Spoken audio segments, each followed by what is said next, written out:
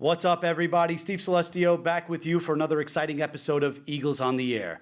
Salesian High School is the school that prepares for life. And on today's episode, I'm bringing you an amazing guest, and we're going to hopefully hit on a bunch of these points. I want to talk about how Salesian prepared him in his personal career. I want to talk about some influential people on his journey. I want to talk a little bit about how he did as a student here at Salesian High School, and then anything else he'd like to say. I have a very, very, very special ending for him. But let me get this out of the way. I'd like to introduce my guest as none other than the class of 2010's Dr. Michael Foti. Mike, thank you for coming on. Thanks for having me.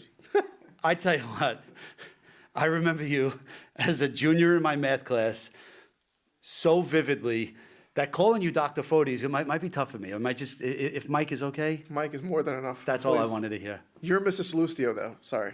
Steve is fine. You know, I'm perfectly, I tell the kids who all in school want to call me Steve, I'm like, wait till you show me a diploma. Now you have like not only a high school diploma, you have a doctorate, so you have more than enough credentials to, Steve is okay. I'll try. We'll see.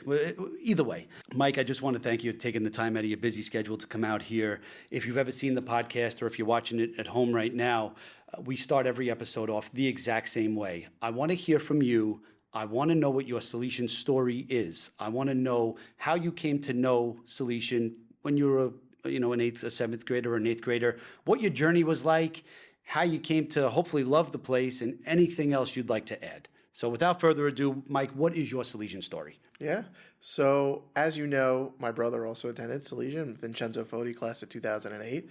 And one thing that I vividly remember when I was a seventh grader is every day he came home with a story, whether it was about a teacher, his classmates, something. And I was almost to a point that I got so excited to hear what was next from his days at Salesian. It was always something. And he loved his teachers, he loved his classmates, and it was always something so exciting to hear. And so I said to myself, because initially I didn't know where I was going to go to high school. I even told, my mom, like, oh, just because Vin's going to Salesian doesn't mean I'm going to go.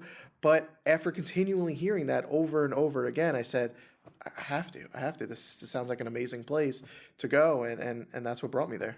It's great to hear because I say this over and over again. Usually I'm the one that says it, but you're the one that said it. Just because your brother was here doesn't mean you needed to come here. You had to go and find that you loved it as well. And it's difficult for the 7th and 8th graders because there are so many choices out there. So I'm happy, and eventually you were a student in my class and one of the finest students I've had. So I was lucky to have you in your classroom. I was lucky to have you in my classroom, I should say. Let's stick right there for a second. All right, we're gonna talk all over the place here. But you were my student in math. Correct me if I'm wrong. Was it still B? They still went in A and B back then, right? All right, so it was math B plus. All right, so it was the honors class. And I taught for 3 years, 2006, 7, 7, 8, and then 8, 9. So I had you in one of those classes there. I believe it was my last year teaching, 07, 08. I had you as a junior, or 08, 09, I should say. And I remember you very vividly because I think, as I told you a little bit earlier today, the one thing that stood out about Mike, aside from him being a tremendous student, I could never ever get him to sit straight in his desk. So if the teacher was pointed here, Mike would turn his whole body and flip his legs this way and look at me kind of this way. But any question I asked, he got it right. So I was like, how do I tell this kid 150 times, please sit straight? Well, Mike, it seems like it didn't matter which way you were sitting. You grasped my material, and you were great to have in front of me as a kid in class. That's too funny. So I have a question for you. Salesian High School's had so many people, so many big names come and go. Are there any people, any teachers that stood out to you in particular that might have helped you along your way? Or someone that when you say Salesian High School, you think of that person right away? Is there anybody in that category for you? For sure. Besides you, Mr. Sallustio, of course. I wasn't. No. It wasn't a pitch for yourself. It wasn't a pitch. Not at all. I wasn't fishing for that at all. I'm just saying, besides you, because we could talk all day about that, 2 other teachers that immediately come to mind. One being Miss Jessica Cullen. She was my AP English teacher. Besides just being so kind, she was so kind and warm and inviting, was that what I learned in her class was you read a book, you learn a story, and it's not just about the story. There's so much more to that, and I took it, so much to that next level, and I became an avid reader after that, and learning what so much more a book can tell you, but on just the story itself. And again, she's just a wonderful person. So she was a great teacher. And the other teacher for sure is Mr. Angelo Petrino, who, besides also being a wonderful teacher, teaching me in two different classes for history, we had a lot of fun in this class, and he taught me not to take yourself too seriously and not to take life too seriously. And I really developed a thick skin and be able to laugh at myself in his class, and he would laugh with me, and I don't think I ever laughed more in any class besides Mr. Petrino's class. And so those are two, besides you, Mr. Sallustio, that come to mind. Yes. Well, I'm happy you said those too. And again, we talk before we start recording, we talk, and we didn't talk about anything that we're going to actually speak about today. This way, everything kind of comes off as natural. There's no script here. But I'm happy you mentioned those two names because they're very good friends of mine. So Jess Cullen is now Mrs. Jessica Mennick. Obviously wasn't married back when we were when you were in school. And Angelo Petrino, two really good friends of mine. We stay in touch. I am going to text them as soon as we're done to tell them that I had Mike on the show, and he mentioned the two of them. And Angelo was my next door neighbor up in, he was in 407. I was in room 408. That's right. You heard me say that Salesian High School is a school that prepares for life, and there's a big marketing campaign we have going on right now that's pushing prepare. How is Salesian preparing you? How are you preparing yourself for the next step? Tell me a little bit about what you're doing in your professional life, and maybe how Salesian High School prepared you for that. 100%. And I'm so happy to be here to talk about this because I don't think many people know this, that before Salesian, I was, not the A student that I became here in Salesian. Middle school, elementary school, I was very much a class clown. I would get in trouble often. I could tell you more about this off the air, but I tied my own shoes together one year in like the fourth grade because I saw it on a cartoon, and my mom got that phone call and she couldn't stop laughing. But I was a class clown. I got B's and C's, and I wasn't that, great in school. I didn't take it seriously. I came to Salesian, and I don't know, my mom used to say too that this was the institution that first challenged me and put me on the right path. And so being a doctor was always a thought in my mind, but when I came here, I guess was challenged just so much so that I became driven. I was put on the right path, and being a doctor went from a thought to a goal here. And so I owe Salesian that for sure, putting me on the right path. And now happy to say that, from here, went to Iona College, now Iona University, majored in biology. From there, I went to NYIT College of Osteopathic Medicine in Long Island. From there, internal medicine residency at Greenwich Hospital, part of the Yale system of hospitals. And now happy to be teaching, just like you were, but as a professor at Touro College of Osteopathic Medicine in Middletown, New York. So how is teaching? Is it different being in front of the classroom now? Yes. I give you a lot of credit for that. I'll tell you that. All my students sit up straight, but they're wonderful.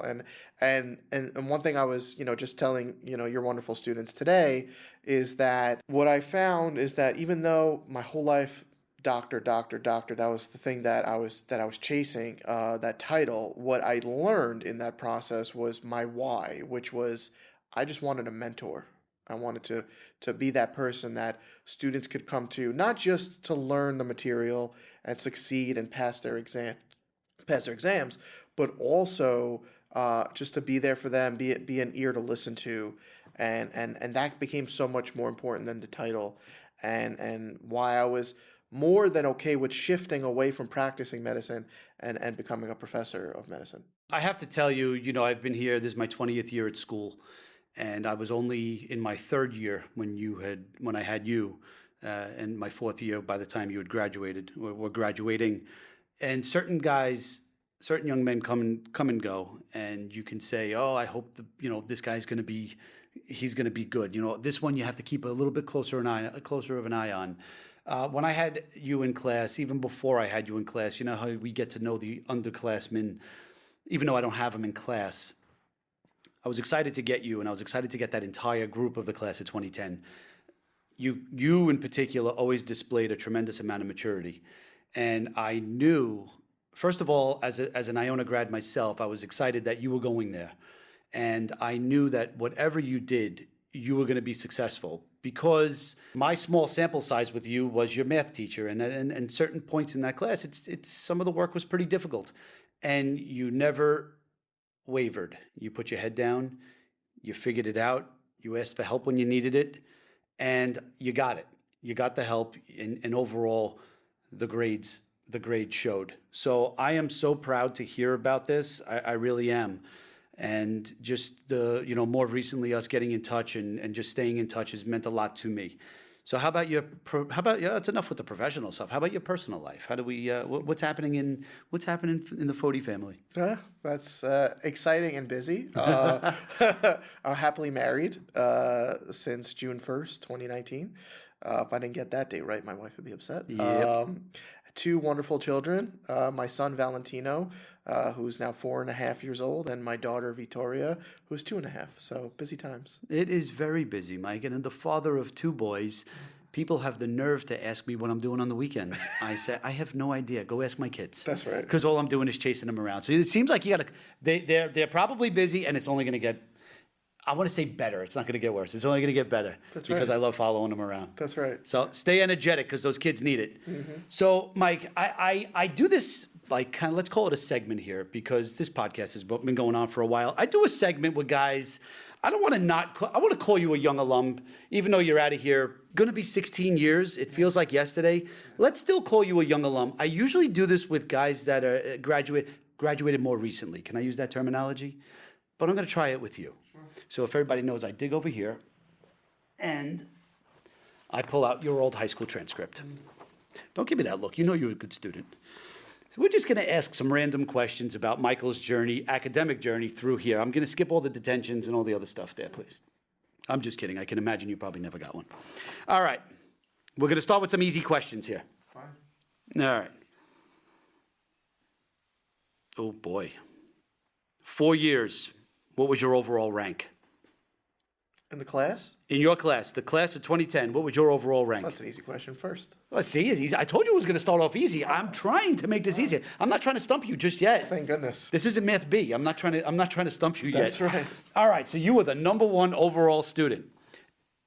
True or false? You were the #1 overall student all 4 years. Measured at the end of each year? At the end of each year. So at the end of freshman year, what was your rank? Sophomore, junior, and then senior.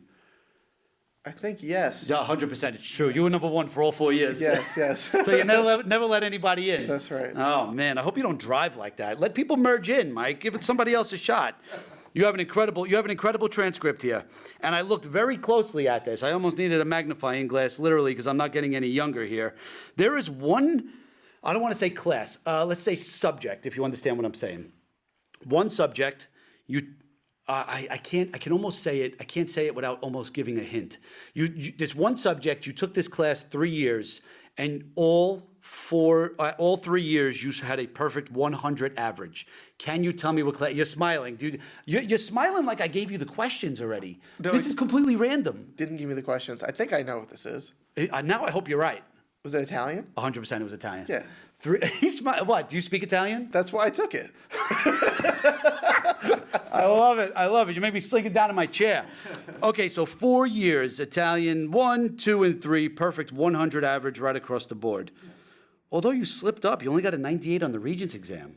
Oof, missed something. You did. I'll have to talk to Miss Caringi. I don't know. Shout out Miss Caringi. That's right. And now you probably had her for all 3 years, right? That's right.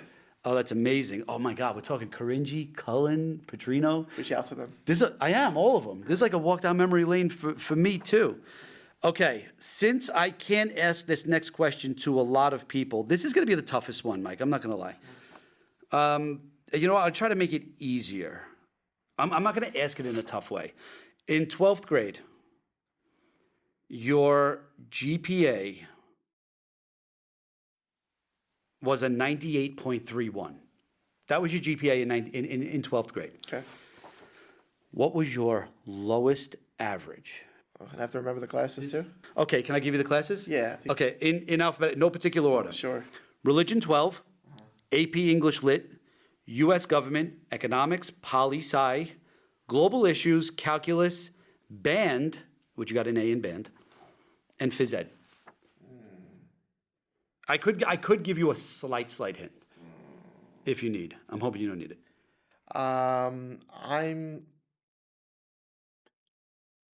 Is it AP English Lit? AP English Lit was absolutely. You're excellent at this, Mike. You're making it. I'm telling you what, they're not going to believe that this is a random segment here. It is, and also I was on the trivia team, so I was on News 12, Channel 12 for that one. I don't think you guys do that anymore, but yeah, we do. Well, we do it different now. It's called like AM. We just do AM Salesian. Well, no, we compete against other high schools. I remember that. Yeah, I was on that. Yes. That. Was that Mr. Giuliano's? That's right. Oh my God, Giuliano, Cullen, like the list, Caringi, Petrino, the list is growing and growing. Okay, so your average in AP English Lit was a 93. And that was the lowest. That was the worst you did in senior year. Not bad. It's a tough class. Okay, now bonus question. What was your average junior year in math B+ with that amazing teacher you had? 97. You wish. It was a 95. I suffered. Oh, man, what a great class that was. All right, so that was it. I won't torture you anymore. 4-year cumulative. Oh, no, I don't even know how to find the cumulative GPA on here. Geez, clearly I've been here a long time, but I'm not in charge of transcripts. Let's just say you did. Oh, no, I think the 98.31 might be cumulative. Either way, absolutely tremendous transcript. And listen, you're seeing personal and professional success because look at that body of work you put in. I'm really, all jokes aside, super proud of everything that you're doing right now. Thank you. So I'm going to transition just a little bit and see if you have any thoughts about this. The class of 2026 is graduating, the first week in June, I think it is, first weekend of June or whatever it is. And this year, I'm happy to say that you've accepted the distinction of being the commencement speaker.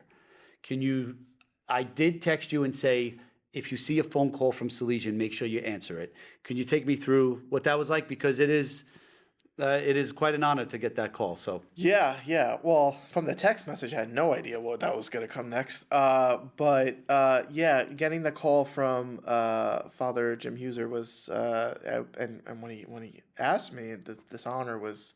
I was shocked. I was speechless. I didn't know what to say. It's something I would have never thought of have this distinction and.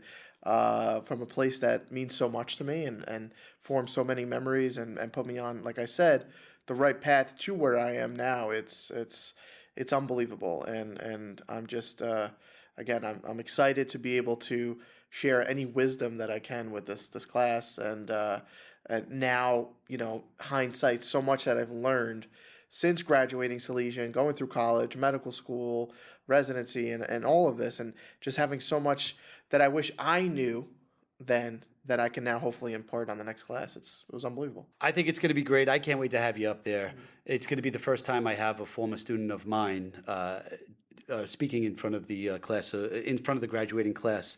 So I'm pumped about it. I also want to circle back to one thing real quick because you mentioned talking to the kids earlier today. At the time of filming, today is Salesian High School's career day. So this is gonna air a bit later on, but today's Salesian High School's career day.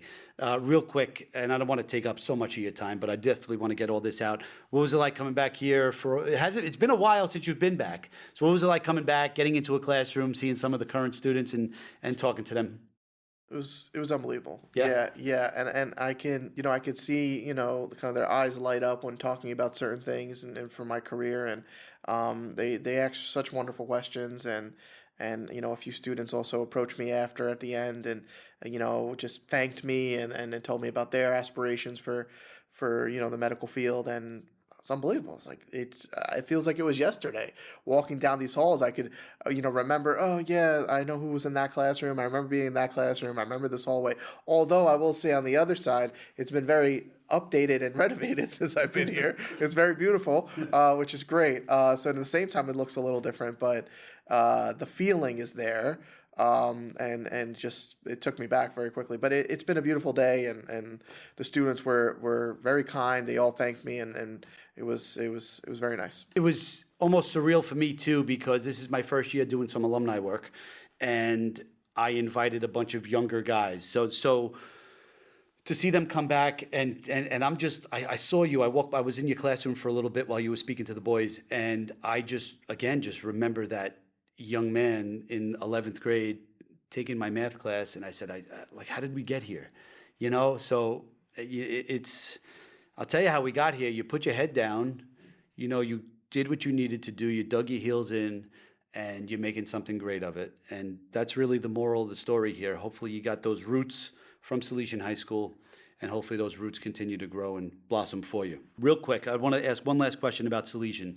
I know you were involved. You were involved in a lot when you got here, not just as the valedictorian, but anything else that you got involved with outside of the classroom when you were here? Yeah, I was in a few things. I was, editor of the newspaper. One thing that was really special for me is I was one of the head lecterns here when we would do the readings at Mass, and Mr. Giuliano got me into that actually, and I really appreciate those experiences because it actually really helped with my public speaking, and obviously the valedictorian speech will help with that too. But that helped a lot in that respect in terms of public speaking. But another way too, I continued on going to Iona, being a Christian Brothers school, and so when I did that here though, it really put me more in touch with that spiritual side. Before Salesian, I went to a Catholic school. I went to St. Francis de Chantal in the Bronx before coming here. But the word, I think actually, having to prepare and then read that each Mass, I think actually finally hit me, and I understood more and more and became much more, kind of spiritual and religious in that respect, and really understanding kind of what God had in store for me, and I always go back to that. I always go back to the Word of God anytime I'm really in a difficult situation in my life, and I've been in plenty. So it's always brought me back to that. So that was a special position that I had here that I really appreciated. It's great to hear that you had those opportunities. You took advantage of it. You had some great leadership with Mr. Giuliano and some of the teachers that you mentioned as well. Before we go, I always love to try to get a word or two out of my guest. To the current students, or even more impactful could be to students that are considering coming to Salesian High School. So before we go, do you have any words that you would like to share with perhaps a student, perhaps there's a student from St. Francis de Chantal watching this, and what would you like to say to that person? When Mr. Sallustio says Salesian prepares you, let my life be a testament to that. I found drive here, I found passion, I found motivation. And this is probably one of the most warm and inviting places that I've been a part of as a student. And it sets you on the right path. So I would welcome everyone to come here because they put you right where you should be going. I love it. I love that message. That's going to resonate for a long, long time. Michael, I can't thank you enough for coming on here. I know we're going to stay in close touch. I welcome you back onto this campus any day you want. But thank you very much for coming out. Thank you, Ms. Sallustio. I tell you what, this was a great trip down memory lane for me. I loved hearing some of those names, all those teachers that were mentioned. I'm going to text you real soon. With that being said, this is Steve Sallustio on another awesome episode of Eagles on the Air.